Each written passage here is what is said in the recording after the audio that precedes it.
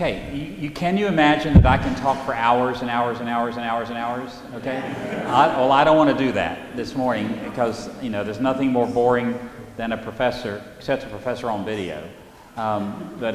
So I want us to be able to interact some. Some of you last night expressed the desire to do that. And so we can do that now, and then I'm going to take maybe 15 minutes of our time and tell you a little bit about what I do, okay? But do you have any thoughts about what we said last night? I'll remind you because I'm sure it's just right on the tip of your tongue.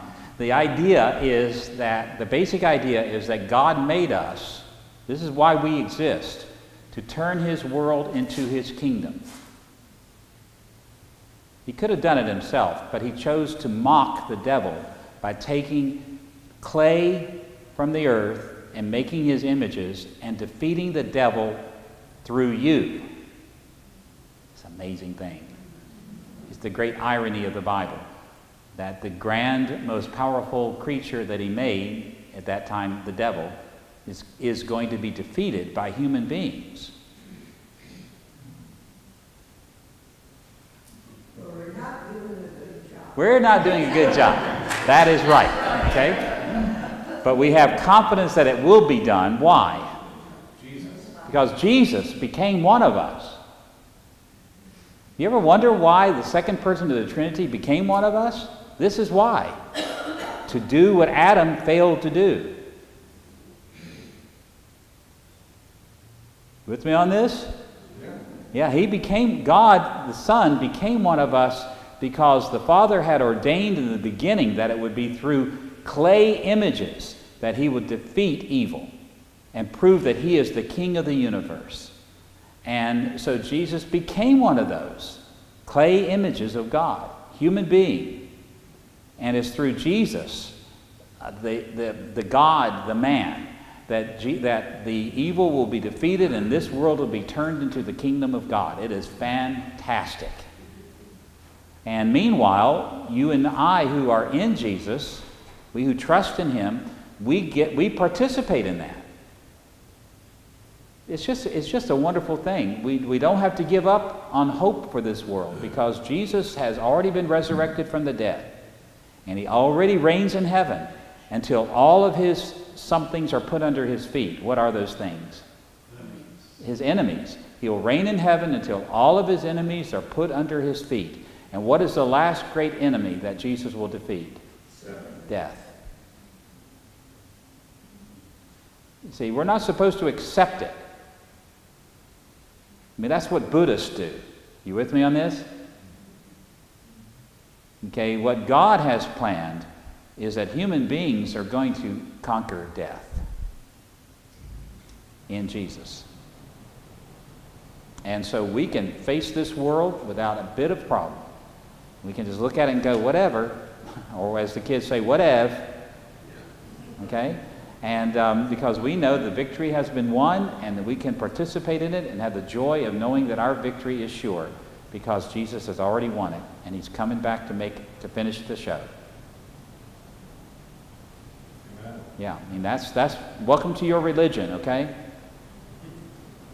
But the question that I often have for myself and that I would encourage you to consider is if you believe that, and I hope you do, I hope that you realize that the only hope for this world is the resurrected man, Jesus.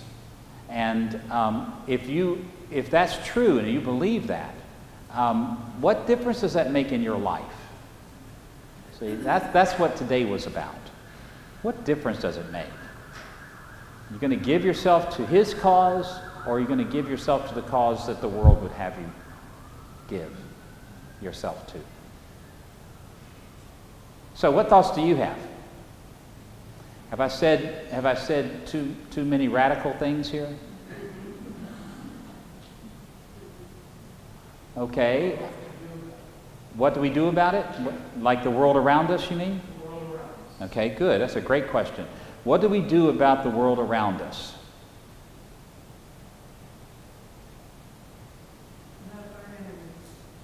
Okay, great. Way to go. Yeah, there's, in some ways, and in very important ways, we've got to reaffirm, and we could have done a whole weekend on this theme too, but we've got to reaffirm what Jesus set up as the number one priority. What do I do? Remember when this lawyer came up to Jesus one day and said, what's the greatest of all the commandments? Remember that?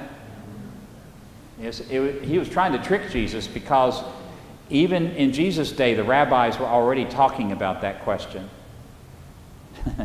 Funny story told about a teenage Gentile boy who went up to Rabbi Shammai, and who was kind of the conservative rabbi. It's in the Talmud. And he said, Rabbi, I'll convert to Judaism if you can teach me the whole law while I stand on one foot. In other words, if you can get it down to where I can understand it in just a second or two, a sentence or two, I'll buy in. Well, Rabbi Shammai knew that was impossible, so he grabbed a stick and beat the life out of this kid and drove him away. Okay? And then he ran over to Rabbi Hillel, and he said, Rabbi Hillel, I'll convert, I'll become a Jew, if you will teach me the whole law while I stand on one foot. And Rabbi Hillel wisely said, and by the way, Hillel was the teacher of Gamaliel, who was the teacher of the Apostle Paul, okay? And Rabbi Hillel said, love your neighbor as yourself. The rest of the law is just commentary. Commentary. How to do it. And so when Jesus was asked the question, what is the greatest commandment? He knew what to do. He knew you got to get it down while you're standing on one foot, right? So out of all the things in this huge book that we've got, that one, you probably haven't read all of. Two, even if you have, you can't remember it, okay? And you sort of go, what am I supposed to do? Come on, get it down to while I stand on one foot. Okay, and Jesus said, the greatest commandment, Deuteronomy chapter 6, love the Lord your God with all your heart, with all your soul, with all your mind. Right? Remember that one? Hear, O Israel, the Lord our God, the Lord is one. You shall love the Lord your God with all your heart, with all your soul, with all your strength. Okay, so Jesus said that's number one. It's an interesting thing that we don't often understand about that, though, because in our day, we're very confused of what love is, aren't we? I mean, it's used as a political slogan now, love, not hate, and all this other stuff, and then you say, well, what's that mean? And you look and see the parties they have, and you go, well, that's what love is? Is that what you're telling me to do instead of hating? Say, yes, I got it. I don't need to explain that to you, do I? Okay, all right, good. I can if you want. Okay, show you pictures if you want, but you don't want me to. But in Jesus' day, this is going to sound weird. This is going to sound really weird. But in Jesus' day, that was the language that kings used. We actually have inscriptions that talk this way, that the king would say to their citizens, what I want you to do is love me. Would that be weird if Donald Trump got on TV and said, the number one thing I want you to do is love me with all your heart? We go, what? Okay? But that's what kings used to say in the Old Testament days and in the days of Jesus. I want you to love me. And that didn't mean feel good about me and get pleasure from me and stuff like that, like we think love means now. What it meant was be loyal to me from your heart. Appreciate me. Understand all the stuff I'm doing for you. I'm your king. I've done all these wonderful things for you. Now love me like I have loved you. That's what kings would say to people. And so when Jesus says that's the most important commandment, love God with all your heart, it means know what God's done for you in your helpless condition, that you can do nothing. You could do nothing to fix your life, that you are helpless, absolutely helpless, not just in your personal life, but helpless to change the world. I mean, do you really think a politician can change the world? You think that the world's now fixed because you have a Republican in office? Forget it. Okay, things are going to swing again. I can guarantee it. Okay, and so don't put your hope in that. Don't put your devotion in that. Put your devotion in the God of heaven and earth. Love Him with all your heart. Be devoted to Him and loyal to Him, no matter what. It's a wonderful thing. But then here's the weird thing. What did that lawyer ask Jesus? What's the Greatest commandment, right? Don't you have friends that just won't, you try to have a conversation, you ask a simple question, and they won't stop talking? You have friends like that? Okay, yeah, I do too. That's why I love texting. Because I can text Mike and he'll just answer the question, done. I don't have to say, hey, how you doing? How the kids? And all this other stuff, All I got to do is just ask the question, he'll answer it, because he doesn't want to answer, he don't want to talk to me either, okay? So texting is great. But when Jesus is asked what's the greatest commandment, he could not stop with just the greatest commandment. He had to keep talking. And he said the second commandment is like the first one. You shall love your neighbor as yourself. Right? Well, how is number 2 like number 1? What words? You shall love. Now this is weird. You ready for this? Ancient kings in Jesus' day and in the Old Testament, they would talk that way too. They would say to their citizens, I've got this kingdom, and I've done so much for you in my kingdom. I want you to love me with all of your heart. I want you to be devoted to me and do what I tell you to do out of gratitude because you love me so much. But then they would also say to their people, and I want you to love each other. Now what that meant was, if this group over here, their crops fail, what I want you to do is give them food. Love each other. This group over here, if they're attacked by some enemy, I want you to come to their defense. For me to have a big and strong kingdom, what must I do? What must my people of my kingdom do? They must stand with each other. It's a fascinating thing, isn't it? So no wonder Jesus didn't stop at number 1, because in many respects for religious people, it's very easy to be grateful to God and love God and try your best to serve God. The hard part is loving people, standing with other people in service to that God. Yeah, that's really the hard part. So the number 1 word I would say to you is that loyalty and devotion and standing with God and standing with Christ is, we've got to get ourselves straightened out on that one. That's the highest ethic that we must do. That's where our loyalties lie. First and foremost is with God and with furthering His kingdom by standing with our partners in Christ. Okay? And I honestly believe that one of the problems we have as Americans, especially the kinds of Americans we are, one of the hardest problems we have is that it's easier for us to identify with other things than it is with Christianity. To stand with other causes than it is to stand for the Christian cause. Now, I come from the South, and like you, and many of you live in the South now, but in the deep South, you can really see it. I mean, think about it this way. If you go through Atlanta, Georgia, or if you go to Birmingham, Alabama, or if you go to even Orlando, Florida, which is still sort of a southern town, you see flags in people's front yards, banners and things like that. Can you tell me what those banners are? Pardon me? I just can't hear you. Confederate flags? No Confederate flags. Forget that. We do have them, but that's not what I'm talking about. Jesus flag? The welcome flag? No.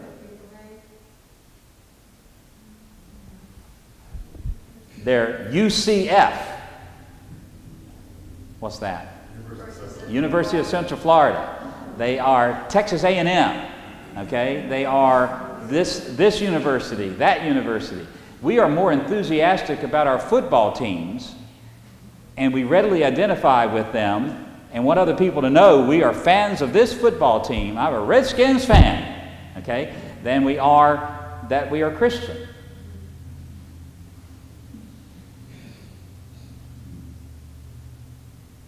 Think about that for just a minute.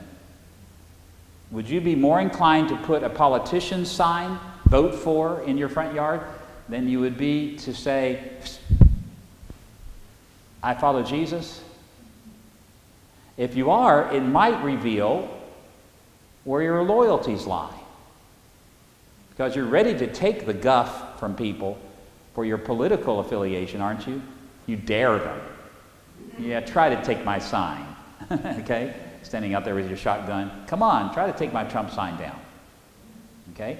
You're ready to identify with your political views or even your university football team. But what we've got to start doing is what Jesus calls us to do in this first and second commandment, and that is identify. Be known as. Let people know where your heart really lies, and that is with Jesus. It's weird. It's going to make you stand out. People will think you're a fanatic. Okay, they will. Okay? But it is what he calls us to be. People who stand out. And that even when you do say, well, I'm going to vote for this political party, you realize that's really not my home. My home is Jesus. That's where I really lie. That's where my heart really is. Because no political party is going to line up just right with Jesus. Now, some are better than others at particular times. Don't misunderstand me, please. But can't substitute for Jesus. And this town needs people who stand for Jesus.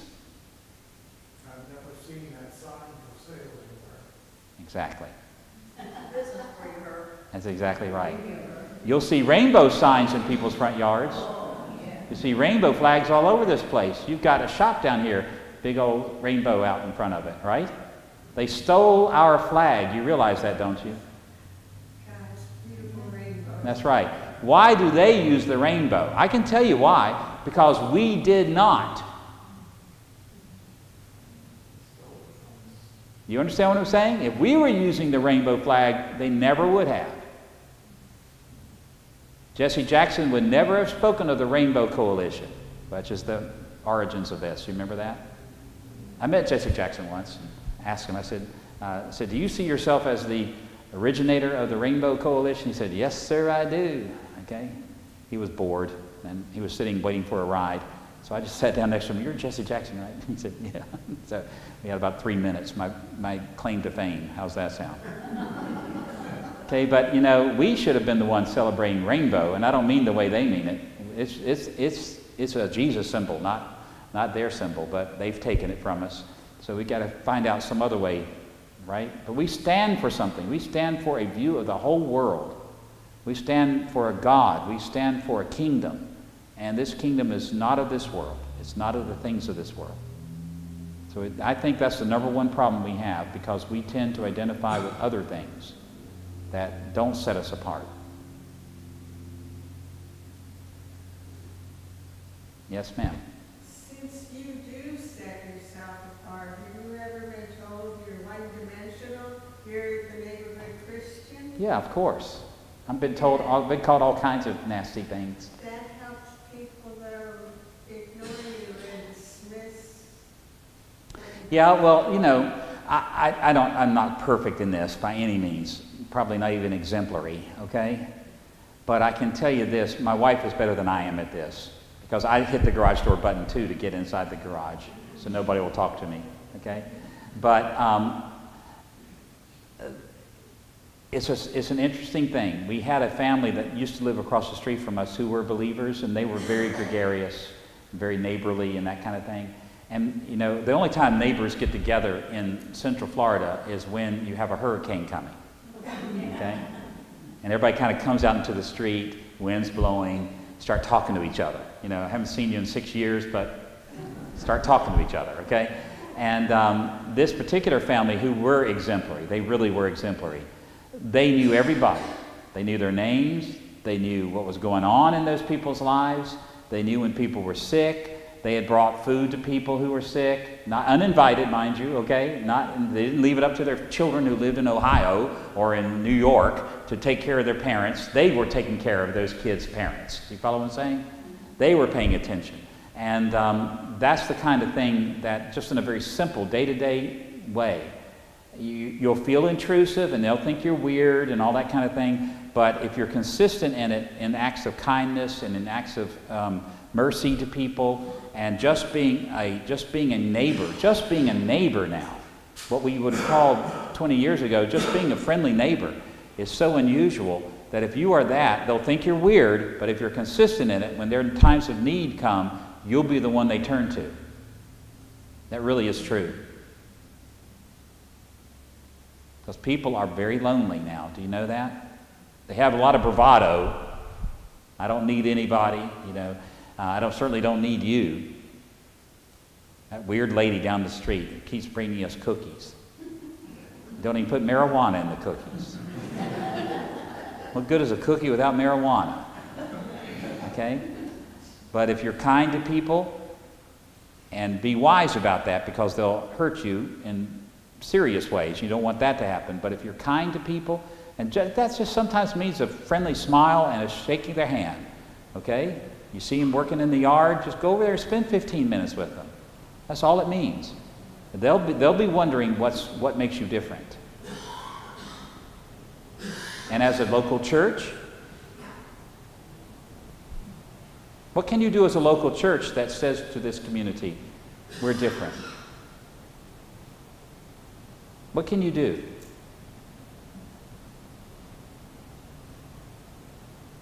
Come on now. All right, good. You can invite people to come with you.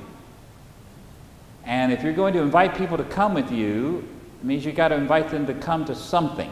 So what can you do here? That might be a little, I don't know what you do, okay? I have no idea. But what could you do that would be worthy of you inviting people around to come see and do? Okay, good. Like a dinner. What other sorts of things? Come on now, you can do this. It's not rocket science. Richard Pratt's weekend. Yeah, but that's too boring. That's way boring. So, Pastor, what do they call you here? What do you call him? Mike. Mike? What kinds of things can this church do that you haven't been willing to tell them yet that they could do that would make this a welcoming and inviting place? Well, again, neighborhood Bible studies. All right. So you're going to have a Bible study. Do you have small groups in this church? All right, good. You have a small group. It's fine to have a small group for you. That's okay. Don't misunderstand me, please. But somewhere in your list of small groups, you ought to have a small group that's for outsiders. Have you done that? We have one at the YMCA. Good, that's great. You see what I'm saying? Like, do you do things like Alpha maybe and stuff like that? Do you know what I'm talking about, Alpha? We use that kind of model at the Y, both here and Vermont. All right, that's what I'm talking about. Okay? Okay, good. That's what you want to do. And if you're not a part of that, that's an easy thing to be a part of. Do you hear what I just said? I mean, several people around here said, well, we're doing that, we're doing that, we're doing that. And a lot of you were looking at me like, I don't know. I didn't know we were doing that. What's he even talking about at the Y? It'd be easy. That's an easy thing for you to do. Go and watch Mike do the Mike show. Okay? And you go and you watch it, and you actually sit down next to somebody and, well, watch out now, be careful, shake their hand. Okay? He will make us stop passing the peace. That's right. He stops us. Because you're doing it too much? Enough of that, right? Because we like to do that. Yeah, too much. Yeah. But you hear what I'm saying? If you have I understand, not everybody's as gregarious as Mike is and fearless as Mike is. He's pretty fearless, Yes? That's right. He's a preacher. He's got, he knows his stuff, and he's not embarrassed and he's not shy. That's what you like about him, right? Sometimes it's a pain in the neck, but nevertheless, it's a wonderful thing about Mike, okay? But you can go and you can be supportive of that. It just means being nice to people. That's all it means.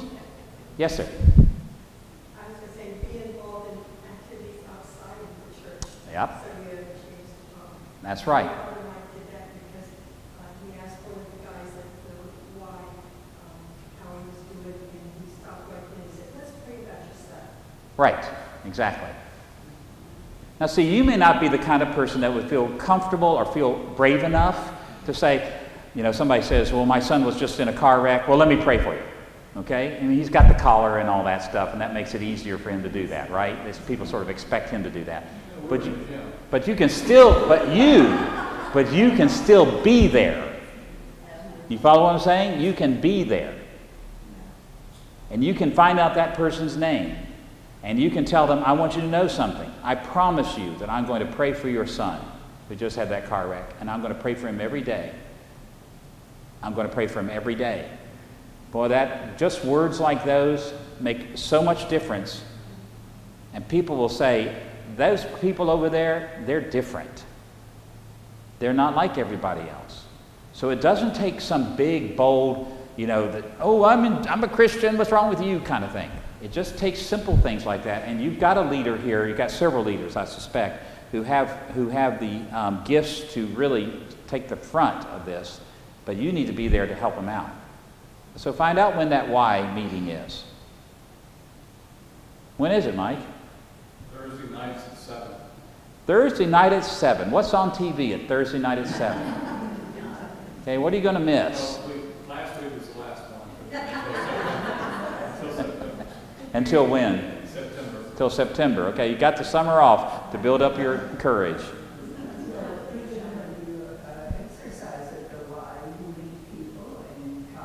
That's right.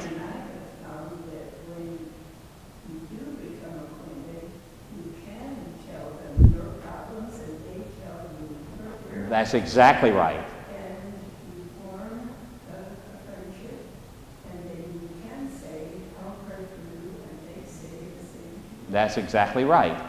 You know, people are so lonely now. They're so alienated, feel so alone, that just being kind to someone is absolutely remarkable. And if you can be consistent in it, it can be life-changing. It's really not that hard. It'd be good for you to be able to have the courage to say things like, well, you know, we're having a concert at our church next week. Okay, now I don't know what kind of music people around here like, but whatever it is, that's the kind of music you have. Okay, you don't even have to turn it into some big evangelistic thing. You just have a concert. So people will come. Just come. And then you're friendly to them. Can you imagine such a thing? I have some friends in Danville, Kentucky. Now this is, you know, you feel like you're in the backwater. Okay, this is really backwater. Okay, Danville, Kentucky. Does anybody even know where that is? I've been there. Okay, have you? It's near it's backwater, isn't it? Not as much as this is. Not as far as this. All right, well, it's pretty far back, and it's a suburb of Lexington, okay? And where's Lexington, Kentucky? Okay, who knows? But anyway, the local judge, it's really amazing. They have a lot of problems with drug addiction. Let's just put it that way in Kentucky these days, opioids and things like that. You've heard about it, and it's happening in big ways. So the judges always sentence people to rehab groups and things like that. Okay, so this church decided they were going to try to get approved to be a center for those weekly rehab meetings. Okay, it'd be a great outreach, right? Okay, so they were approved as such. Now they didn't get to turn it into anything religious. They just had people that were struggling with drugs and were trying to do the best they could. They had to come, okay, like on Tuesday morning, had to be there for an hour to do the thing that the court said, okay? Well, they felt really good about that until they realized people were going through that and they never heard anything about Christianity, and nobody ever came to church on Sunday, and it went on for a year and a half, and you know, it was fine to do, but nothing was really happening from it. So you know the next thing they decided to do? It's really great stuff. Two of the men decided that what they were going to start doing was bringing their barbecues and feed the people that came barbecue chicken. Okay, people took up collections for the food. They started having a barbecue in the parking lot every Tuesday at 11:30, and then church people came and ate with them too, and they just started getting to know each other. All of a sudden, guess what's happening? They're coming to church. Can you imagine such a thing as that? They get to hear the gospel because they couldn't turn this civic event into a gospel thing. But they could turn the lunch into a gospel thing. It's just things like that that say to people, look, I'm a follower of God. I love Him with all my heart, and I love my neighbor as myself because I am first and foremost a believer in Jesus. I'm not first and foremost a resident of Virginia or a citizen of the United States. My number one identity is I am a follower of Jesus. Let me show you what that means. Eat that barbecue chicken with me. That's very inexpensive, very meaningful. I don't know what your drug situation is like here, but you probably have it. Is it bad? And we could have the Commonwealth Attorney make them come here because she's actually in the orders. Yeah, she could order them to come here. There you go. Now, watch out. You know what's going to happen if you do that. Now, yeah, what's going to be the negative if you have those kinds of meetings in this room? You're mixing politics. Now you're going to get people you're uncomfortable with. Yeah, you're going to get people you're uncomfortable with. They're going to track mud on your beautiful carpet. Okay? You're going to find cigarette butts out in the parking lot. You're going to wear outlandish clothes. There you go. You see what I'm saying? And they'll still please. But where's your identity when that happens and it makes you upset? Well, you're not going to have people do that in our church. This is my church. We're not going to have that. See what I'm saying? Can't think like that. You got to think this building is to bless others, not to bless us. You can replace the carpet. It's no big deal. You got enough money to do that, don't you? Okay? You can put some plastic runners and things like that. You know, there are all kinds of things. I would do the barbecue outside. Don't let them bring it back in. They'll let them smoke in here and stuff like that. You know, be reasonable about this. But you know what I'm saying.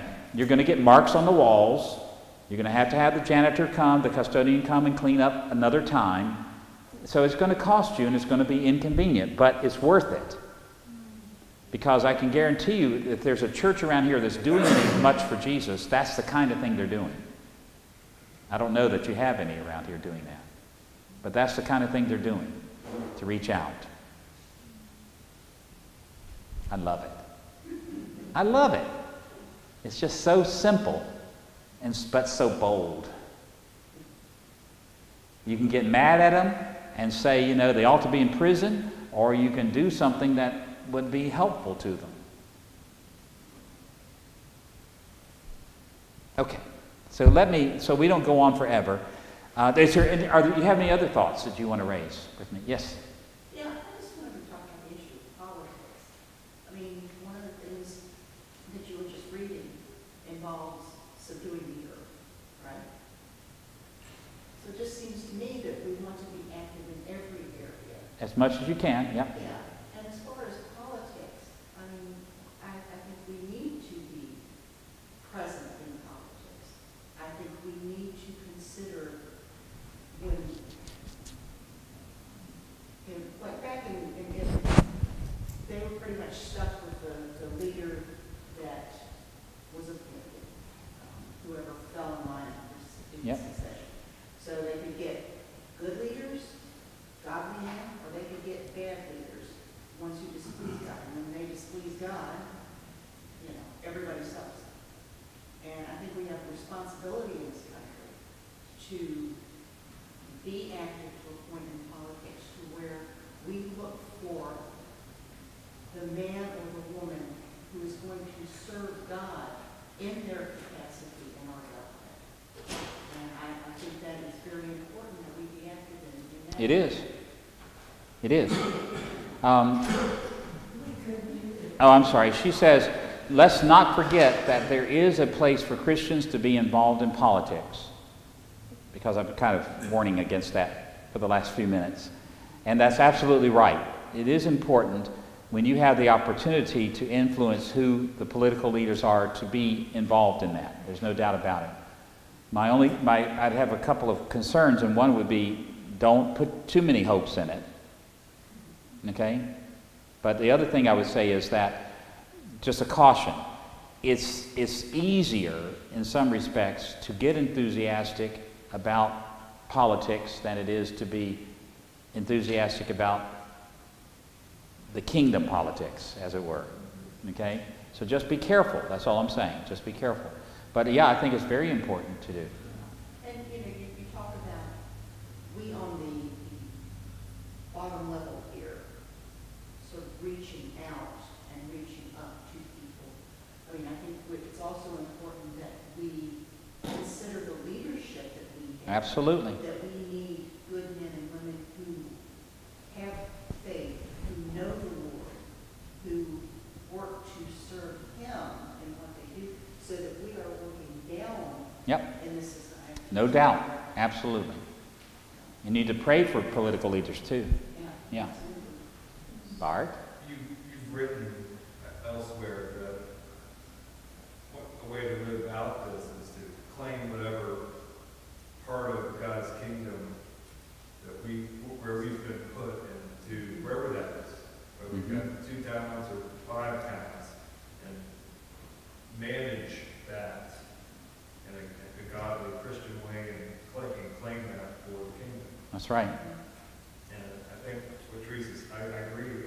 In every sphere, we need godly Christian people in media. Absolutely. And teaching, everything. Right. The last thing we need to do is to just live for ourselves. Okay? Don't just live for yourself. Be concerned about people. Aren't you concerned about your grandchildren and the world that we're giving them? Yes. Okay. Then don't give up. Do something about it. And if you can do something as an individual, you can get with other people, and remember that what we need to do about it first and foremost is to stand for Christ, right? Because horses and armies, kings will disappoint you. Okay, they will. But He won't if you'll serve Him. Yeah. So, yes, ma'am. One of the important things that we do here is we have a few men who make it their business to regularly visit the local jail and prisons. And it's really made a difference in a lot of prisoners. Yeah, absolutely. It's fantastic. It's fantastic. Do you have women's prison around? No. There's not one nearby? Even in Richmond? Oh, Richmond, that faraway land called Richmond. Yeah, I don't want to do 2 hours driving for that. You have a women's section in your local jail, don't you? Okay. Mike can't do much there. You want to tell you that? Mike can't do much there in the women's prison, the women's jail. Nor can the men of this church. If they'll let you in at all, I doubt they'll even let you in. But you can't do much if you are. Who can? The women of this church. And maybe there's only 1 or 2 of you, okay? There have got to be other women in other churches that will join you. You don't have to do it all yourselves here. What kinds of things do women prisoners need that the men usually don't care about? Can you tell me? Come on, just imagine. A lipstick? Lipstick and makeup?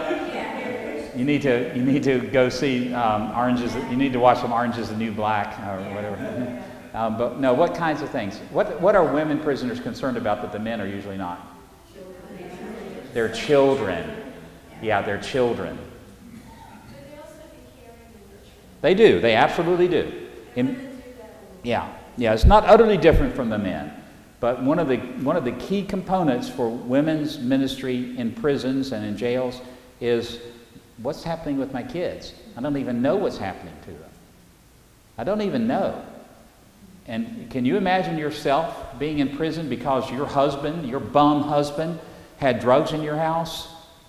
Can you imagine something like that? You might even be innocent, completely innocent, but the drugs were in your house, okay?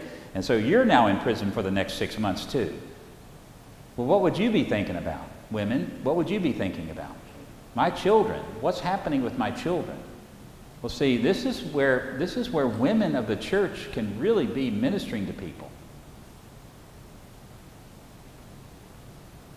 And that's a simple thing to do if you're willing just to be a servant and be a kind person. Because those poor children, it wasn't their fault. Now, they'll be a handful. And they're not going to love you back. But that's not the goal, to get them to love you back. The goal is to be a light to them, of kindness and concern. And when those women get out, if you've been kind to them, some of them will show up again, and that's when the work really starts happening. Okay? So be aware of that. But it'll be worth it. It'll be great. That's a great example, the prison work. Yeah.